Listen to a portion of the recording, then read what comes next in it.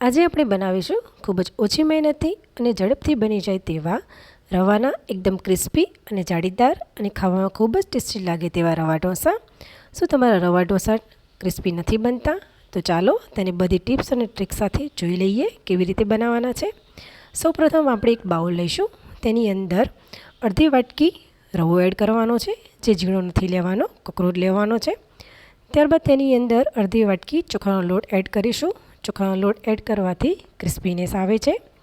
ત્યારબાદ તેની અંદર 1/4 વાટકી મેંદો લઈશું. મેંદાથી ઢોસામાં બાઇન્ડિંગ સરસ આવે છે. ત્યારબાદ 1.5 ટીસ્પૂન દહીં અને 2 લીલા મરચાં મેં ઝીણા કટ કરીને લીધા છે તે એડ કરીશું. તમે તમારા ટેસ્ટ મુજબ લઈ શકો છો. 1 ઇંચ આદુનો ટુકડો મેં ગ્રેટ કરીને લીધો છે તે એડ કરશું. ત્યારબાદ 1/2 ટીસ્પૂન મરી પાવડર અને મીઠું સ્વાદ પ્રમાણે મેં અહીંયા 1 ચમચી જેટલું લીધું છે તે એડ કરશું. ત્યારબાદ 1 નાની વાટકી જેટલી કોથમીર લીધી છે તે એડ કરશું. કોથમીરનો ટેસ્ટ ખૂબ જ સરસ આવે છે તો વધારે જ એડ કરવી. ત્યારબાદ સૌથી પહેલાં આપણે થોડું પાણી એડ કરવાનું છે. મેં જે વાટકી લીધી હતી તે વાટકીના માપ પ્રમાણે મેં અહીંયા 1 વાટકી જેટલું પાણી એડ કર્યું છે પહેલાં અને બરાબર મિક્સ કરી લઈશું. ત્યારબાદ તે જ વાટકીના માપ પ્રમાણે હું ફરીથી 2 વાટકી જેટલું પાણી એડ કરી રહી છું અને બધી જ વસ્તુ બરાબર મિક્સ કરી લેવાની છે. મિક્સ કરતી વખતે આપણે એ વાતનું ખાસ ધ્યાન રાખવાનું છે કે આપણું જે બેટર જે છે એકદમ લમ્પ ફ્રી હોવું જોઈએ, મતલબ કોઈ લમ્પ હોવા જોઈએ નહીં. અને તમે જોઈ શકો છો કે આપણું બેટર જે છે એકદમ રની કન્સિસ્ટન્સીવાળું છે, મતલબ કે એકદમ પતલું છે. આ બેટરને આપણે 10થી 15 મિનિટ માટે રેસ્ટ કરવા મૂકી દઈશું, જેથી રવો પલળી જાય. 10થી 15 મિનિટ પછી હવે તમે જોઈ શકો છો કે બેટર જે છે એ થોડુંક ઘાટું થઈ ગયું છે, મતલબ કે આપણો રવો જે છે એ થોડોક ફૂલી ગયો છે. તો થોડાક પાણીની વધારે જરૂરિયાત હોવાથી આપણે તે જ વાટકીના માપ પ્રમાણે 1 વાટકી ફરીથી પાણી એડ કરીશું અને બધી જ વસ્તુને બરાબર મિક્સ કરી લેવાની છે. હવે તમે જોઈ શકો છો કે આ બેટર એકદમ પરફેક્ટ બની ગયું છે, રની કન્સિસ્ટન્સીવાળું. બેટર પતલું નહીં હોય તો ઢોસામાં જાળી બરાબર પડતી નથી અને ક્રિસ્પી પણ નથી થતા. તો ચાલો નેક્સ્ટ જોઈ લઈએ. હવે અહીંયા મેં હાઈ ગેસની ફ્લેમ ઉપર એક ઢોસાની તવી રાખી છે, જેને સૌથી પહેલાં એકદમ ગરમ કરી લેવાનું છે. ત્યારબાદ તેની ઉપર આપણે થોડું તેલ રેડી અને આવી રીતે ગ્રીસ કરી લેવાની છે, જેથી કરીને આપણા ઢોસા એકદમ સરસ ઉતરે. ત્યારબાદ બેટરને આપણે એકદમ મિક્સ કરી અને કોઈપણ આવી રીતે નાની વાટકી અથવા તો ચમચો હોય તો ચમચાની મદદથી રેડતા જઈને આપણે ઢોસાને સ્પ્રેડ કરી લેવાનો છે. તમે જોઈ શકો છો કે મેં ઢોસાને સ્પ્રેડ કરી લીધો છે.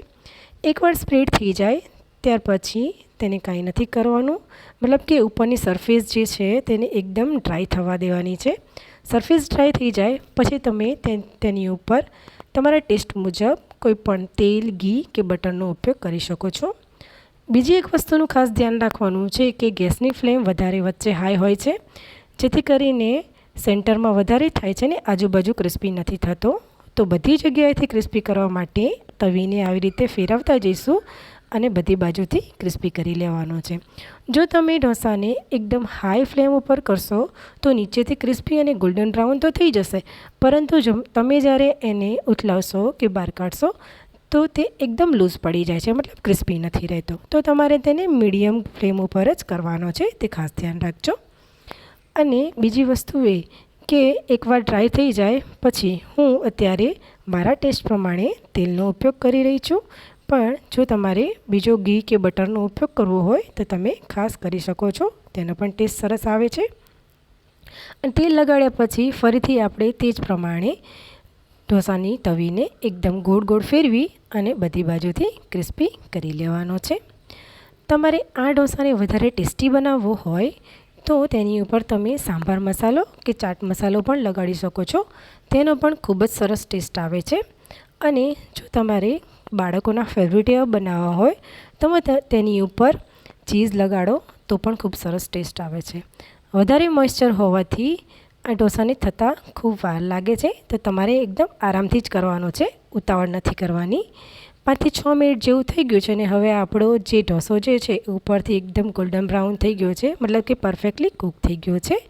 અને હવે તમે જોઈ શકો છો કે તે આરામથી નીકળી પણ જાય છે. તો જુઓ છો ને, બન્યો છે ને એકદમ પરફેક્ટ.